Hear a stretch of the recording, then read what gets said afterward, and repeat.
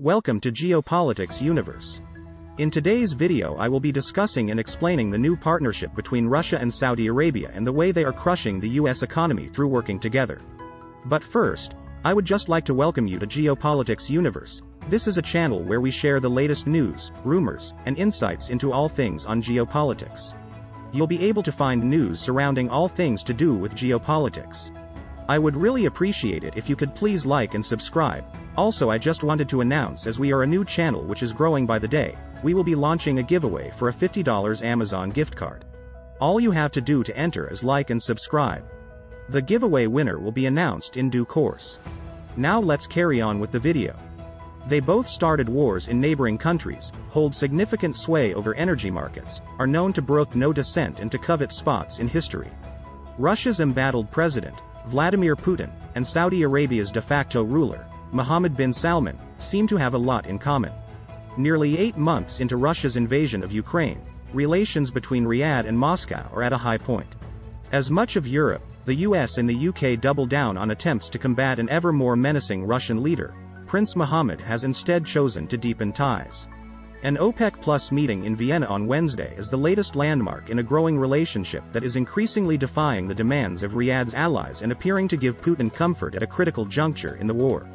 Both countries are likely to seek to raise oil prices by cutting global supply by 1 to 2 million barrels a day. Such a move would follow widespread disruption to gas supplies to Europe caused by the war and predictions of a worsening energy security crisis as the northern winter approaches. It would also alienate Washington, an ally that has tried to recruit Riyadh to the cause of decreasing supply pressures by opening valves to its enormous reservoirs. Instead, Joe Biden finds himself staring down a partner in the Middle East whom he had personally visited during the summer as the extent of the supply crisis became apparent. Biden walked away empty-handed and, as a result, faces the uncomfortable prospect of taking high Bowser prices to midterm elections. Perhaps more importantly for the US president, a rise in oil prices could be seen as helping fund Putin's war effort. Previous Saudi administrations would have been much more sensitive to the US's feelings and to messaging, even though they would likely do the same thing, said Robin Mills, the chief executive of Qamar Energy. Saudi has pretty much always done what it wanted in oil regardless of favors to the US, but it usually sugar-coated it. Not this time. Another sign of a deepening bond between Moscow and Riyadh emerged last month when, in a rare moment of global diplomacy, Saudi diplomats secured the release of international prisoners, including 5 Britons, captured during fighting inside Ukraine. The optics were stark, and appeared sanctioned by Putin to give Riyadh a moment on a world stage. Here were Saudi diplomats a long way from home brokering a deal that had nothing obvious to do with the Middle East. This was a gift from Putin to MBS, said a British official familiar with the political dynamics. Putin wanted it to happen, and he wanted it to seem as though the Saudis had achieved this through diplomacy.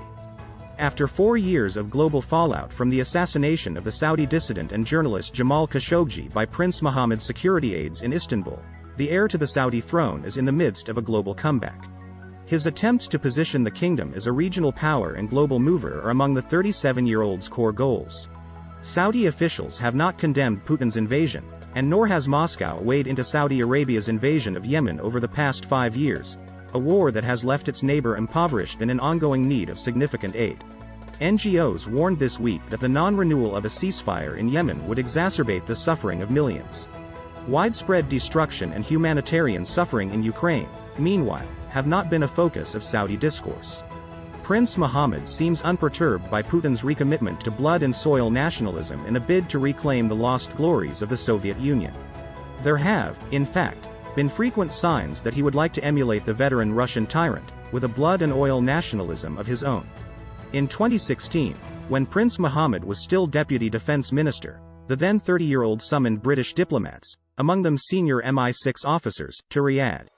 The sole purpose of the meeting was to seek the UK's advice on how to deal with Putin. He was fascinated by him, one of the Britons told The Observer several years later. He seemed to admire him.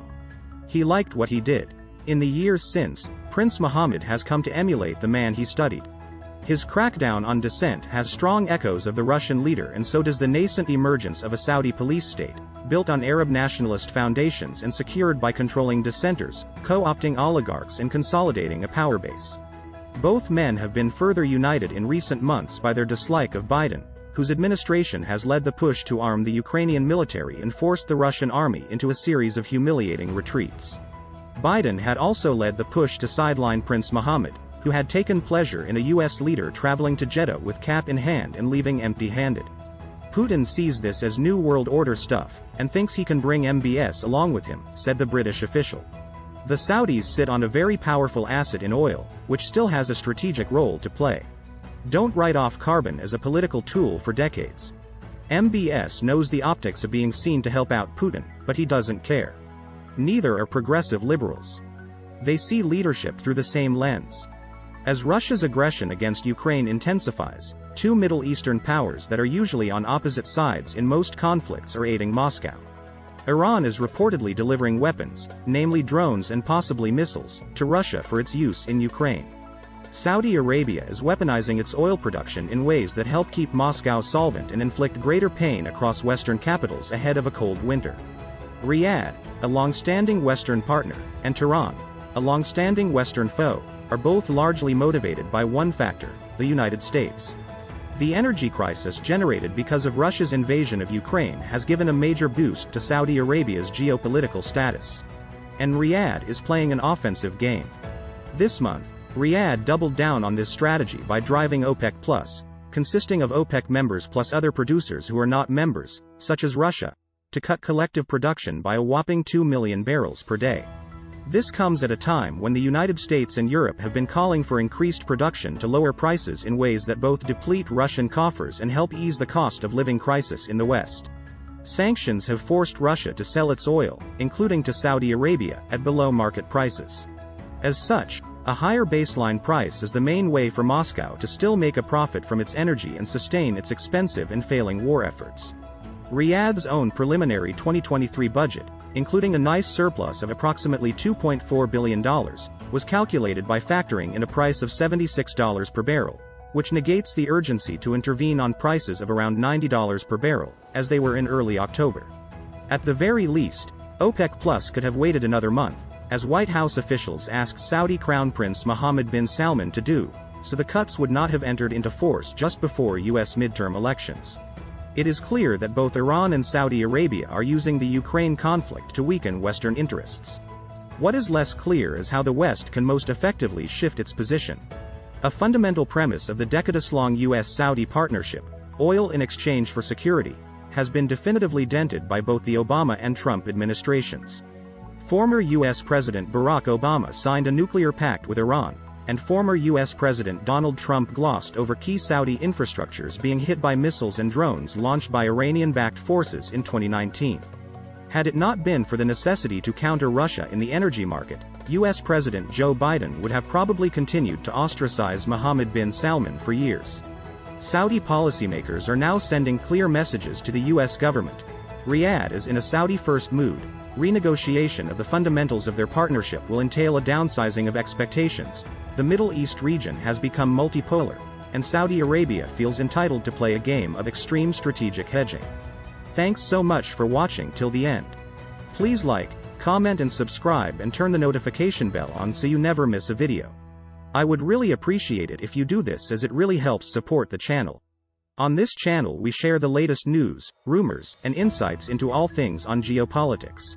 You'll be able to find news surrounding all things to do with geopolitics around the world and more. Until next time, see you later.